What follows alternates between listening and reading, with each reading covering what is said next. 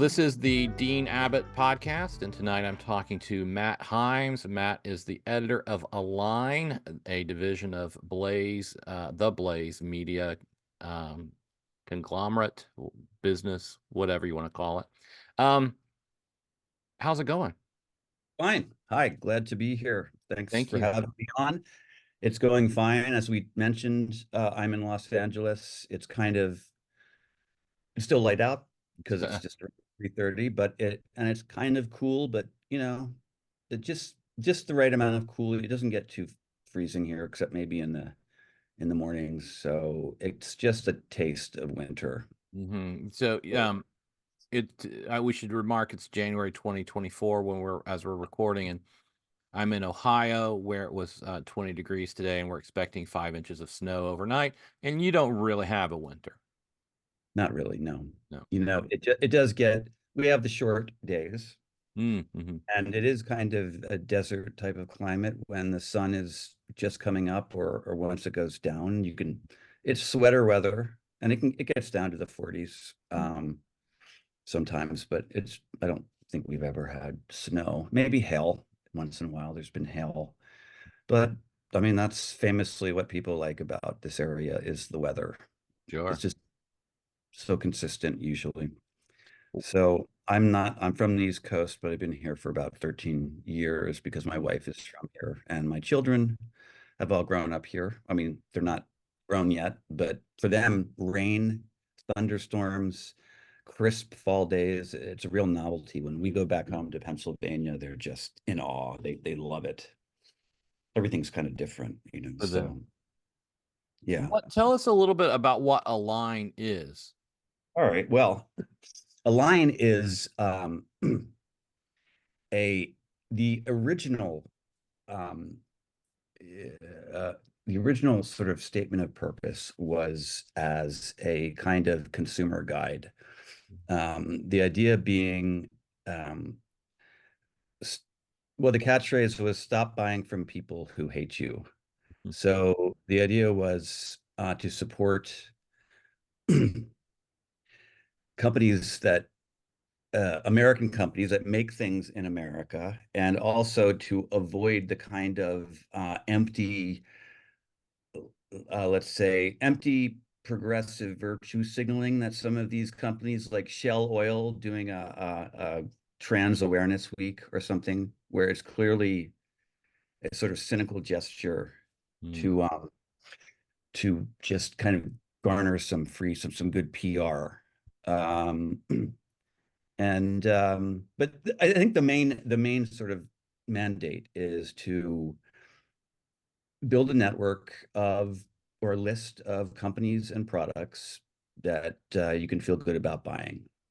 Um, for example, the Bud Light thing, I don't like to harp on the Bud Light thing, Uh-huh. but it does reveal well, stop buying from people who hate you. It does reveal a certain contempt for the people who've been supporting um, the brand.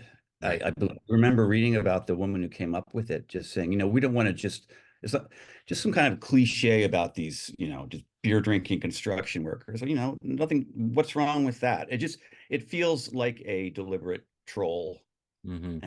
And it's not the most important thing, but but that's the idea, supporting American manufacturing. So originally, it was part of a company called New Founding. New Founding is in Dallas, and they're all about sort of building these separate institutions, to avoid cancellation, for example. So one of their big projects is a kind of employment network. If you're a qualified programmer looking for a job and a company looking to hire a programmer, and you can avoid any of these sort of just to hire someone purely based on do they um, do they fill your needs, and are they qualified, as opposed to, we've seen firings for things people post on Twitter, or things, uh, who they vote for, things like that. So the idea is to sort of build a parallel institution. They do that, and I think they have got some real estate projects. And was not that involved in it. They decided they wanted to do a sort of cultural side, Hmm. which started with a newsletter that I was brought on to develop and write. It was a men's lifestyle newsletter, Hmm. and I I did it for about a little over a year. Every Friday, Hmm. sent it out. It was called The American Man. And it was just a brief rundown of, it would have a sort of thematic intro, and then I would have something called a section called Provisions, which would highlight, you know, here's a kettlebell company Hmm. uh, made in America. Actually, there's an example of there was a shortage of kettlebells because of supply chains during the pandemic. Mhm. This company, a very old foundry, one of the oldest foundries in America in the South somewhere, um, just had the idea. Oh, they were interviewed by someone about the supply chain issues and from GQ, I think. And they had this brainstorm, hey, maybe we could make kettlebells. And they just kind of mocked up a kettlebell and put it on their website, and all these orders poured in. So they quickly learned how to make kettlebells. Hmm. So things like that. It's part consumer guide, part inspiration for anyone, would be entrepreneur. Provisions, and then we would have, I guess I called it training, which was just simply directing people to any kind of how-to on the internet. Hmm. There's a website where a guy took apart a car. I can't remember what kind of car, just a typical sort of sedan, and um, filmed it all with very good cameras. And so basically, he has this website that much of it is free. You can go on and sort of see the deconstructed car and learn how a car works. And then Hmm. I think you can pay it. It's very much seems like a labor of love. You can pay a little more and access more information. So things like that, how to understand cars, how to research genealogy, Hmm. you know, body weight exercises you can do anywhere. And then I would have culture, which I would just recommend a movie or a book, and I would just try to do something that's old and not part of the current uh, zeitgeist, just something that maybe people wouldn't know about. And I'm good at that because I do a lot of used bookshop Hmm. shopping, and I find a lot of these finds. I found an interesting book called With the Old Breed, which is Oh. a guy's memoir, a Marine. I think he was a Marine. It was a memoir this guy wrote. He was involved in some of the bloodiest fighting in the Pacific Theater in World War II. Hmm. And it's just a kind of memoir. Um, I mean, he was not a writer. I believe he may have even self-published it, and then it kind of circulated, and now it's rather well known, I guess. So But things what like that. what is Align doing now? Oh, What? sorry. Yeah, well, so anyway, they decided they needed to focus at New Founding. Hmm. And these two, they're good to have these two aspects, the sort of business and the cultural, but they don't really mesh. Hmm. So they sold a line to Blaze Media because they were looking to sort of expand um, their online presence. So now today, so Align is part of the Blaze site. Hmm. Prior to us joining, there was Blaze News, which was basically a news feed. Um, and they also have some pundits, some sort of, Glenn Beck has a show on the network, a sports writer. Um, Jason something. yes, yes, Jason, and Ali Beth Stuckey. Hmm. So there's that. They have their shows. They write some editorials and whatnot. But that was the extent of it. And with Align with us coming on, we're expanding it into a kind of lifestyle and cultural coverage. So uh, not as much not as much of an axe to grind, you know. Or let's say we have certain assumptions, such as it's not hostile to be Christian, Hmm. but um, we don't need to express that all the time. Sure. It's kind of the way if you're in the mainstream media, the general unspoken assumption is that abortion is women's health care. Mhm. And to have have another opinion is kind of to be a little bit extreme. You you've had a career in media in various kinds of capacities, and to become the editor of a fairly conservative lifestyle online magazine, if you want to call it that way, Yeah. that's quite a journey. Uh, what has it been like for you to um kind of spend so much time in kind of the creative media world, which I think everyone knows tends to lean a little left, right? What has your journey through that been like? Well, I would say around 2016, I started reconsidering a lot of things. Prior to that, how would you have described yourself?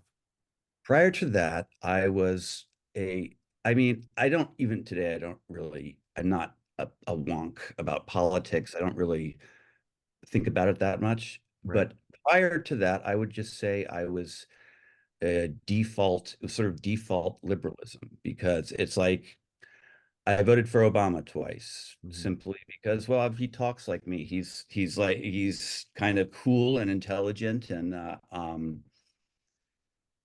seems to seems to fit in with my sort of shall we say urban coastal elite. He felt like one of us, and that was most of the thought I put into it. And then so then when Trump um, was running, first I thought it was a joke. I didn't take it seriously. Then it got more serious, but like everyone, like most people, I was blindsided by his victory. And I voted for Hillary kind of, I wasn't that enthusiastic. In fact, I had been reading far left critiques of her, a Australian progressive who's very active on Facebook named Caitlin Johnstone was saying, look, Trump is just a plant. He's a garden variety Republican. They're trying to make into a monster to scare you into voting for Hillary. And she was very anti-Hillary. She was talking about Putin. Hillary's gonna she's very bellicose. She's gonna get us into a war over Syria, and that's gonna lead to nuclear war. So she was like, Trump is the safer. She didn't like Trump, but she thought he was the safer bet. Hmm. So I had that in my head, but I still wasn't going to vote for Trump. And when Trump won, I was shocked, and especially by the fact that, wow, nobody knows anything. Our media Hmm. completely failed. They were so sure of themselves and that what was going to happen. And I had been, following some people. I was aware of people that were supporting Trump, and I was kind of fascinated by how can you support Trump? And I noticed after the election, they were all kind of either happy or simply like sanguine about it. They weren't obviously freaking out or depressed as many people that I knew were. And I thought, well, I'd rather be in that state of mind than panicking.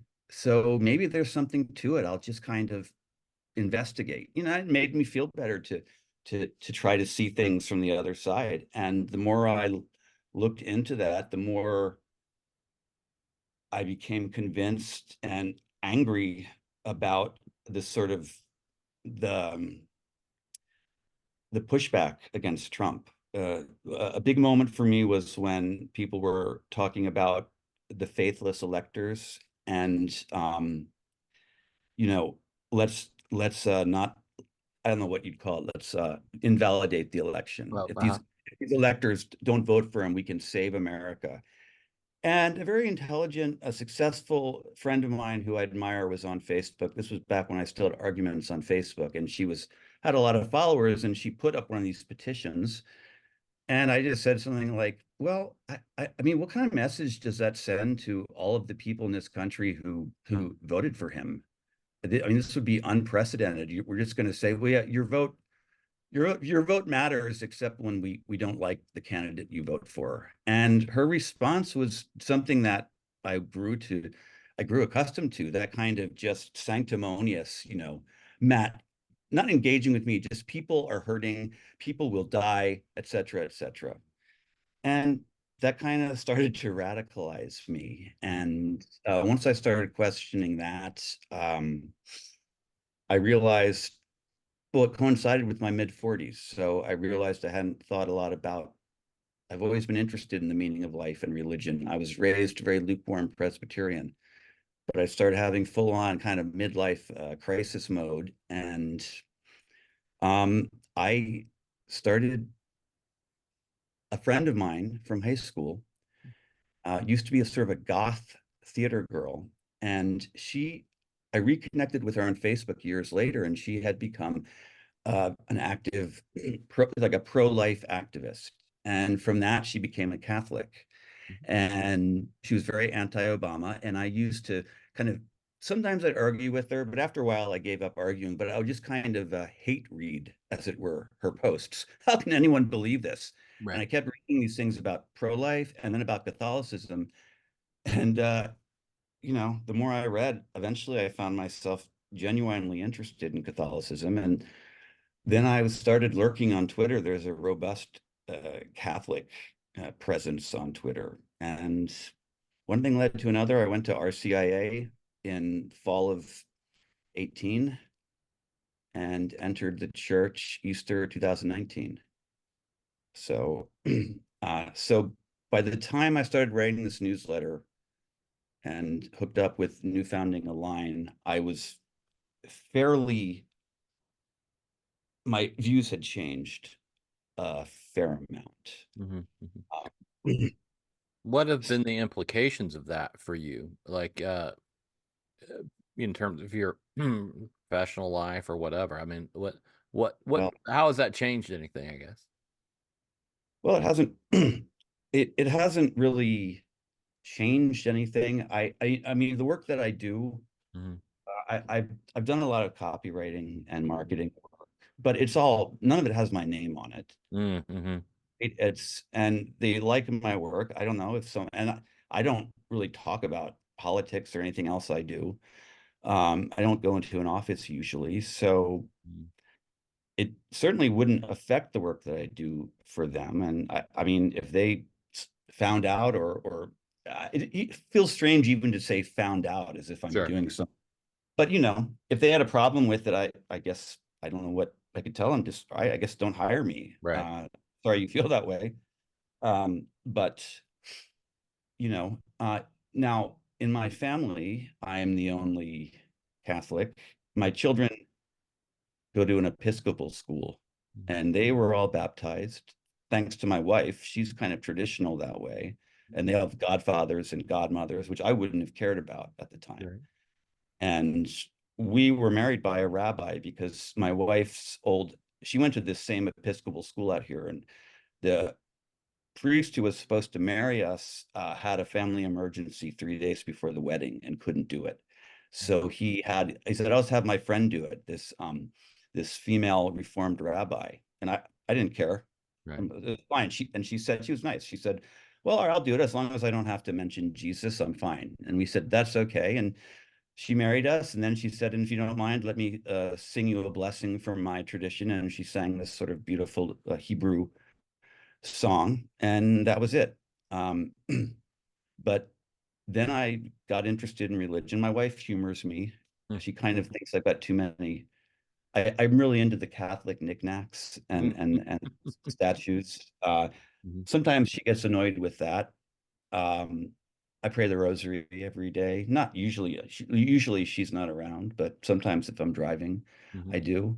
And I did. She was game enough to we had our marriage convalidated. It just meant I went to the priest at my church, and we had two witnesses, friends of ours who are Catholic, and it was like a 15-minute thing where he just kind of, I guess, just sort of authenticate Mhm. marry us in the church. Um, so with my wife, I don't talk about Trump really Mhm. because she's not political per se. She's like I was. She's default liberal, and she works in finance. So she works with a lot of type A sort of conservative people, and she cares about family above all. Sure. And she's not someone who would like scare our kids about climate change, or like talk to our children about if we're going to have fascism here, or go to a march. But he's viscerally, she just can't stand him. Mm. So it's a good way to have an argument. And I get it. He's very crass and very crass and especially if you're a woman, he just Mm. seems like this smug, sexist guy. And I don't, for me, it's become much more about what he represents. Sure. Mm. And especially now that they're basically trying to take him off the ballot. Mhm. I Mhm. wrote a piece. Just very simple piece of that. Tucker had said something to that effect. Tucker Carlson. Mhm. This election isn't just about Trump versus Biden. It's about what kind of country do you want? Do you want to have a country where the regime can, jail its political opponents? And I just wrote a piece kind of echoing that. And my half brother, who lives in Massachusetts, saw it because I'd written an article about my father on this, and I had on the same site on a line, and I'd sent it to them.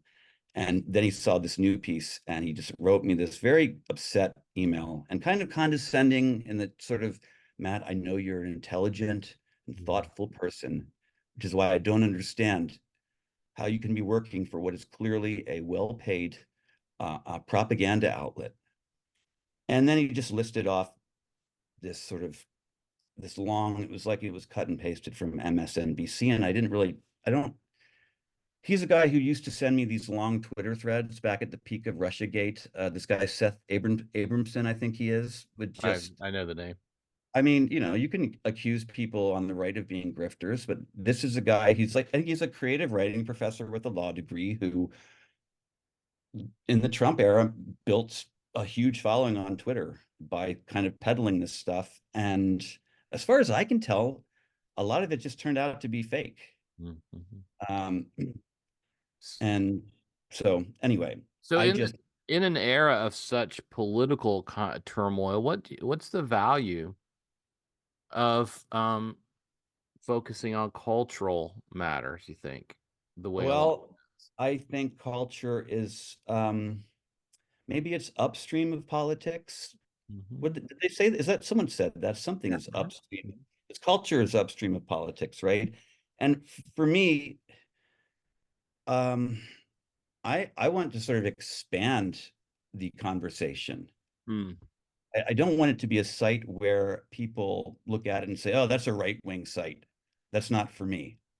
Because one of the exhilarating things for me about kind of reconsidering my views post 2016 was realizing how rich the landscape was, how rich the variety of people, sort of free thinking people who don't want to buy into the narrative, the Mhm. dominant narrative. And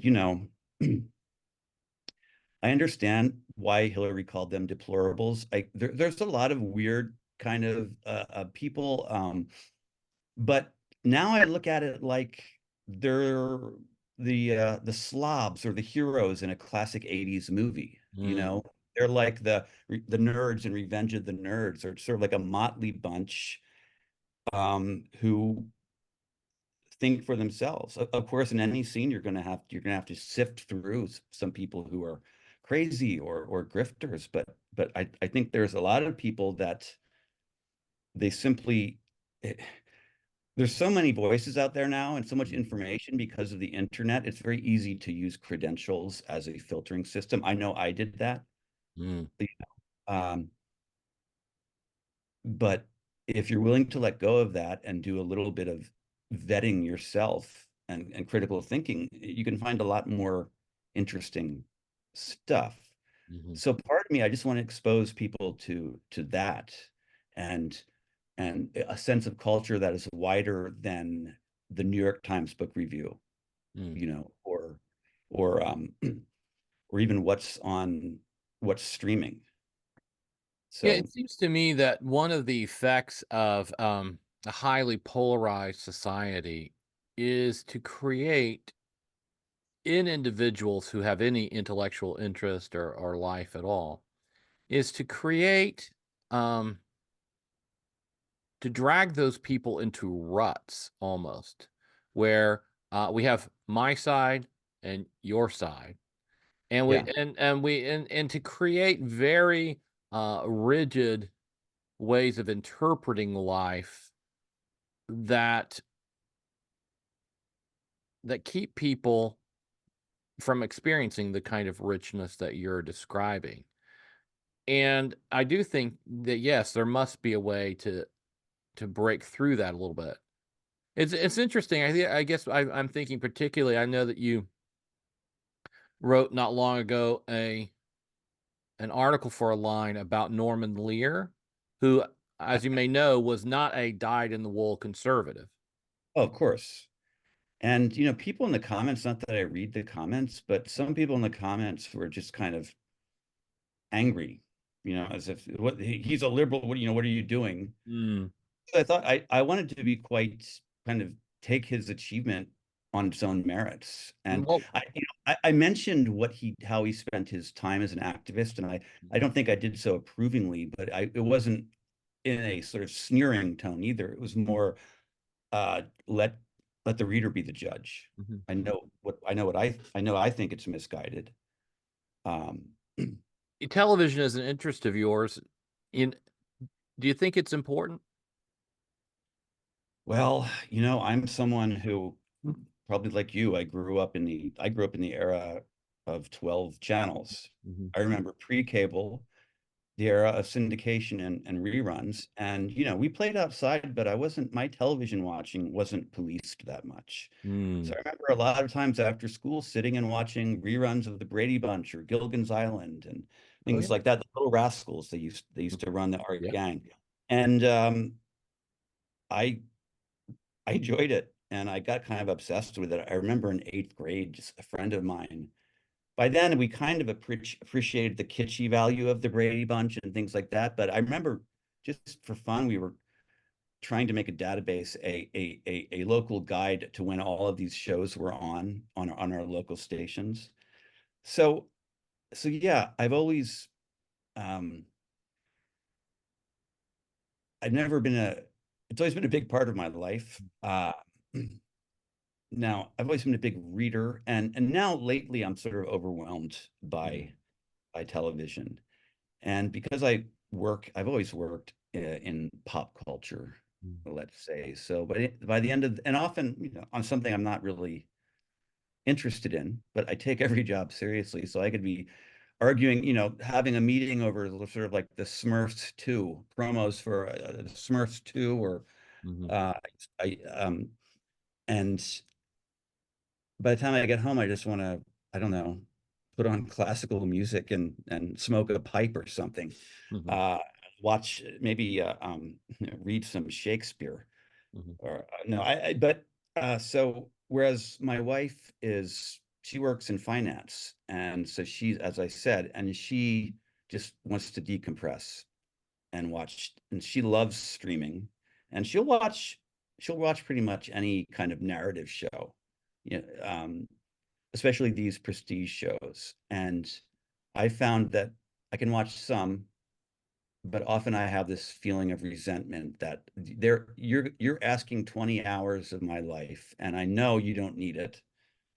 You're just kind of padding it out just because that's the style nowadays. mhm, So I love The Sopranos. I remember watching that, when it was before streaming, just mhm. every Sunday night we watched that. Mad Men is a show that I watched the first episode, my wife and I did, and we ended up watching the entire run, what do you call it? Synchronously, like, Synchronously, yeah, uh-huh.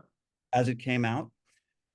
But then things like Breaking Bad, I watched the first episode and then I never um got into it. I just felt like I don't have the time to watch it. But then as the hype kept building about Breaking Bad, I kept reading more and more about it, and it culminating with the final season, Mhm, a lot of online chatter, and I thought, wow, maybe I'm missing something. But I at this point I wasn't going to go back and watch it all. So I developed this strategy of just going through Wikipedia and reading all the synopses. And if there's particularly compelling sounding scene, you can usually find it on YouTube. Mm, So I would do that until I was up to speed, and then I watched the finale, and that was enough. it worked for me. But that was more just I'm curious Right. why it's so popular. It's always interesting. Why is the story popular? As The someone, one thing we can say about television these days is there sure is a lot of it. yeah, there's And it, you when you bring up Norman Lear and you talk about All in the Family and Maude, I believe these prior to the advent of streaming, really prior to the advent of original programming for streaming services, there was almost arguably a canon of television, right? Like there were these sort of television shows that were within that sort of communications genre, the classics that yes, almost like every educated person should know. And yeah, I wonder, and you mentioned, All in the Family is one of those. There are others from previous eras that um s- that people well acquainted with our culture should be familiar with. But it seems to me that the advent of streaming, part of the consequence of that has been to destroy the notion of a sort of televisual canon that people can share. And now you there's so much of it, and yeah, there's um so customizable that it's almost like you and maybe your friends have a shared canon, and that's it. yeah. Well, it's funny. Tom Shales, the TV critic, just died. I think he was in his 80s, and he was sort of pre-streaming and probably even pre-cable, like the first sort of major critic to take TV seriously. So he was definitely one of the people who sort of helped form the canon. Mm, And I know that sort of post Sopranos, there have been a number of attempts. Some critics are addressing that.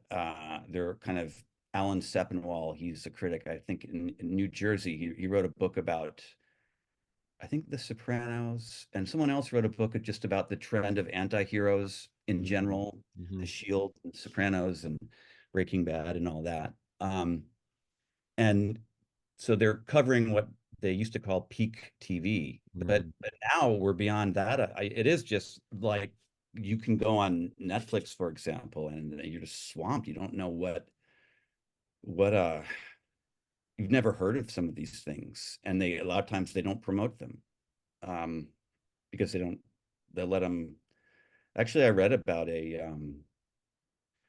Danish comedy show about Vikings. I believe it was in English because they wanted an international audience, but they just got purchased by Netflix and they realized Netflix wouldn't promote them, so they did their own promotion campaign. mhm, I guess you're kind of on your own. Uh, but yeah, it's people don't have the shared experience. They don't have the monoculture anymore.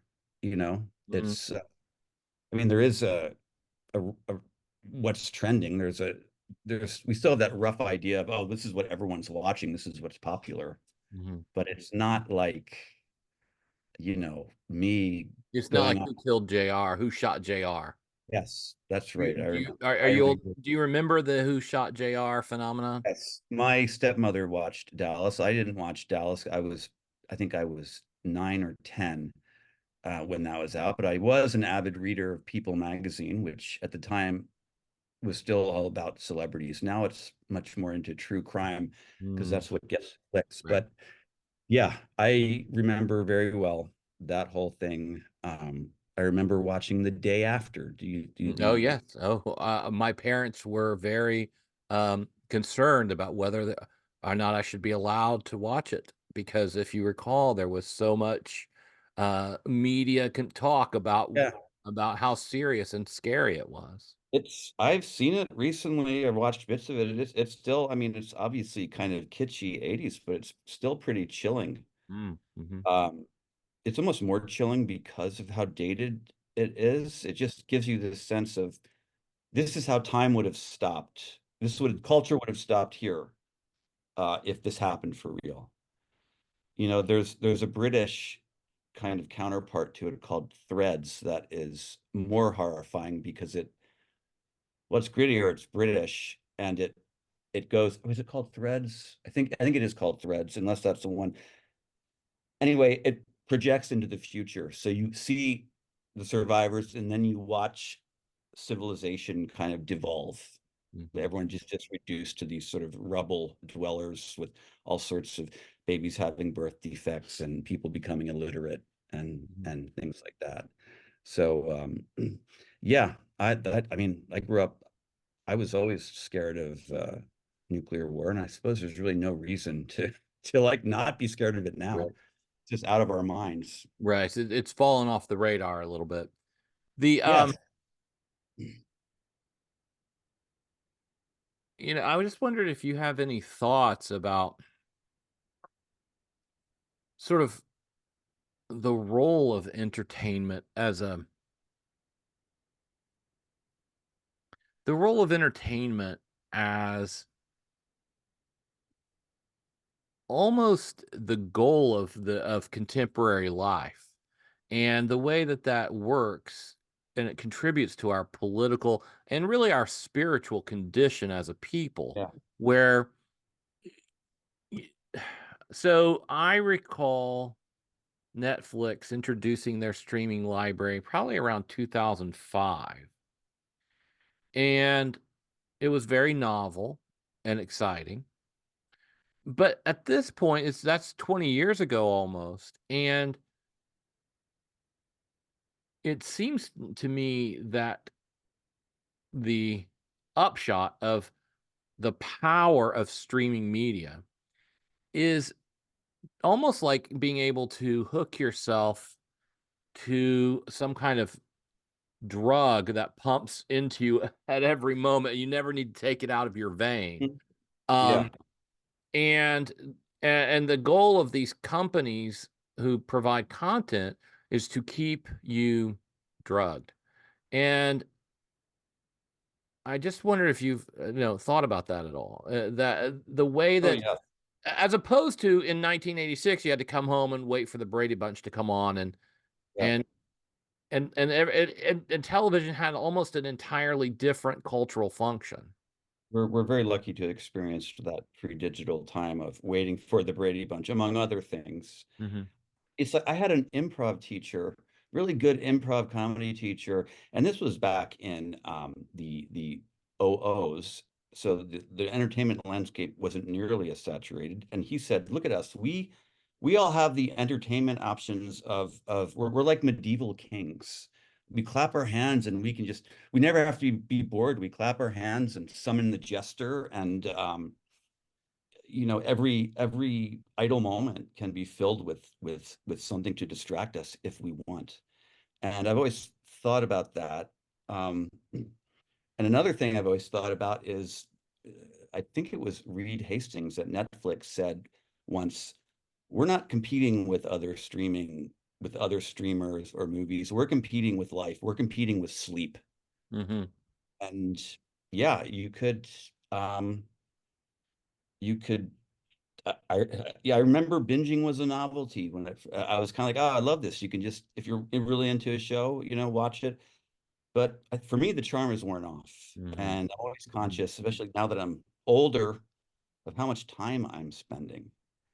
Um, and, you know, it's funny, right around my whole conversion, political and religious, part of that was TV. I remember very distinctly, we have a treadmill. I was on the treadmill running, and I had gotten into the habit of watching TV because I would do just like 5 miles. I got into the habit of watching TV, and I remember I was watching Westworld, that sort of prestige HBO show, which it was pretty good. I never finished it, and it was much hyped. And I just remember watching it and thinking and just feeling kind of empty. And yeah, there's nothing wrong with this, but it's I don't understand. It feels so meaningless. Me doing this feels meaningless. And at the same time, I was getting into podcasts and I was listening to a lot of the sort of standard mainstream, like comedian podcasts, like funny people sitting around talking. And after a while, I just thought I got depressed and I thought I just can't stand to listen to people talk about frivolous things. Mhm. Not saying I'm better than them. It's just I can't bear it anymore. They're obviously happy, but for me, it just kind of makes me feel worse. Mhm. And that's when I started just kind of, all right, I'm just going to get into reading about philosophy and watching Ram Dass videos. And Mm. Catholicism was part of that and what I found the most convincing ultimately. But yeah, that so my it was all about entertainment and how readily available it is and how unsatisfying it is. It does seem to me, I mean, maybe this is an optimistic thing to say, but it does seem to me that for many people there is a hunger in our culture now for substance, Yeah, for I think so. seriousness, and it is exceptionally difficult to find Yeah, for people. yeah. I guess they could listen to the Dean Abbott podcast. That would be That's, one thing. well, that's what's great is that there are people just doing doing their own thing. Yep.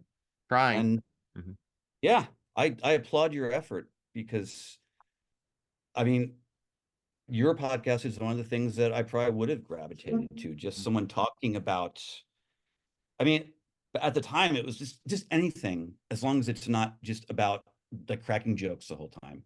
Anything Yeah. about any sense that life matters and that Mhm. it's a struggle and that we it's hard to figure out, You so it's hard to take an anti-comedy stance, but I think I will do it. I'm not anti-comedy, but I do think that in our culture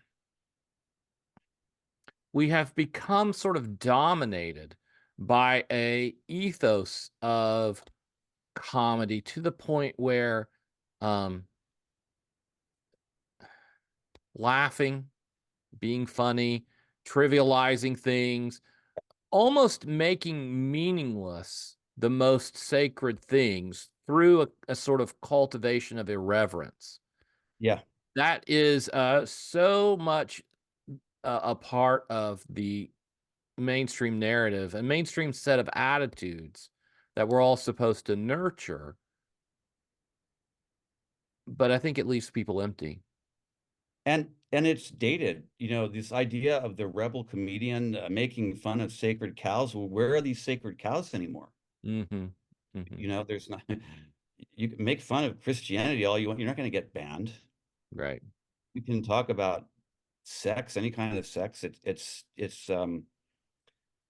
So yeah, I think And it, maybe we're not anti-comedy. Maybe we're in a way just post-comedy. well, I like to think that if something is good, there's going to be an element of humor in it. Hmm. I don't like, I mean, because life is funny. Sure.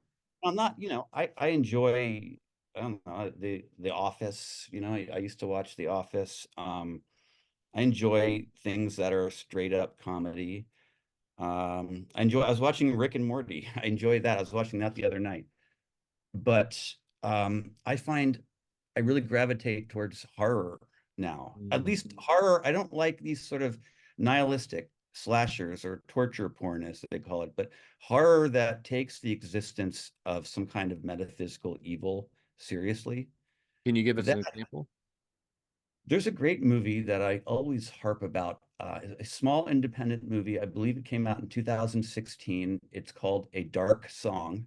Hmm. I cannot remember the director's name. He's Irish, Mhm. and it is about this. It's basically what they call, a two-hander. It's in fact, I think it's just two people.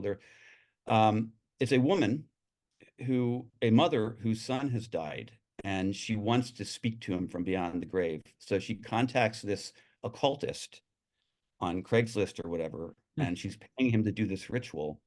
And they meet at this house in the middle of nowhere in Wales. And he's surly, and like he's not one of these hippy dippy kind of mystics. He's surly, alcoholic, bitter. He chain smokes, and he's not friendly to her. He said, you have to do what I say. Do you understand? He's like, listen, I've done this. I've done this twice. I've done this three times. Once it worked, twice it didn't. I'm only going to do this if, it's just very laying down the law. And um, so the movie just kind of you watch them do this elaborate days-long ritual. And I read an interview with the director. He said it is based on something real. He deliberately did not include the whole thing. And just so it's about this woman's desperation, and the supernatural does emerge, Mhm. and it's frightening, but in a sort of very thoughtful way. Mm. It's and it's as much about this sort of, let's say, the wounds that both these people have that's led them there, even though What do it's you? not that I liked. A The dark original, song. yeah, a dark song. The original Exorcist, I Mm. think, is pretty profound. What do you Uh, think it is that's drawing you to horror these days? well, I do like how efficient it is. I do like the rigorous demands it generally places on the filmmaker. Although now we have this kind of elevated art horror that can get away with being a little bit more vague and a little bit um, less commercial type scares. But I like how it succeeds where it fails. It needs to convince you of, let's say, this metaphysical, Mm. very real evil. Hmm. As a my least favorite kind of movie is this sort of big prestige kind of drama. They can be good, but it just makes me think of these just big budget movies with stars, and it's going to be very well crafted, but just kind of an empty spectacle. Yes. Hmm. I haven't seen Oppenheimer, so it's not fair, but I don't have in, and I'll probably watch it eventually, but it's the idea of just kind of like everyone's very conscious that this is very historic and Mm. big. This is old-fashioned bravura movie making. I much more like the sort of disreputableness of horror, and there's so much of it because it is a lucrative. It can be lucrative or it's commercially sound, so you can sometimes find gems. I mean, there's a lot of garbage. Sure. Um, so, but yeah, I would just say that as opposed to comedy, because in a way it generally is less nihilistic. It takes Mm. things seriously, you Yes, know. I can see that.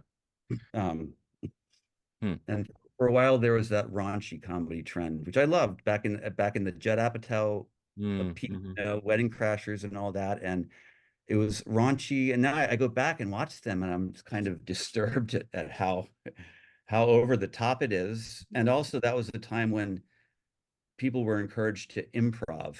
They weren't. It was just like, oh, we got all these funny people, let them riff, and Right. it feels very self-indulgent and baggy when you look back on it. What happened to a nice, tightly constructed script? Right. Well, we've gone for an hour, and we probably should wrap up. But I feel like we've barely scratched the surface. Well, I'm happy to I was just checking to see if my daughter was going to be texting me to get picked up at her bus stop. It's only a 2-minute walk, but it So is why don't uphill. why don't we just plan on doing this again sometime? Oh, I'd love to anytime. Okay, And if you, great. if you want me to have a more specific topic in mind, or you want to propose one, I'd do that too. I hope I represented my employers adequately. I think I I did. think I don't think so. I said anything Out of out of alignment. bounds, out of alignment. Very good. We're looking for taglines. I might There use you go. that. Great. It was So really an do you honor have to much of have a, me. I'm sorry, what was that? Said I'm honored that you wanted to have me on. I Right. appreciate it, and I really enjoyed it. Do you have much of a social media presence? People could contact you if they want to follow up? Oh, I'm on X or Mm. Twitter at Matt Himes, Okay. and that's pretty much. I'm on Instagram at MT Himes, but that's I'm on Twitter a lot. I don't tweet that much. Lately, I've been trying to tweet more, but Mhm. that's where there's information about this podcast I've been doing, um, and I usually post what I write at Align. Okay. Well, That thank you again. that can be found at Blaze Media / Align. I think that works. Mhm. So yeah, Blaze Media, Align. People can yeah, find it there. All right. yeah. Thank you again. Thank you, Dean. It's been a pleasure. I look forward to talking to you again. All right. We'll do it. Okay, bye.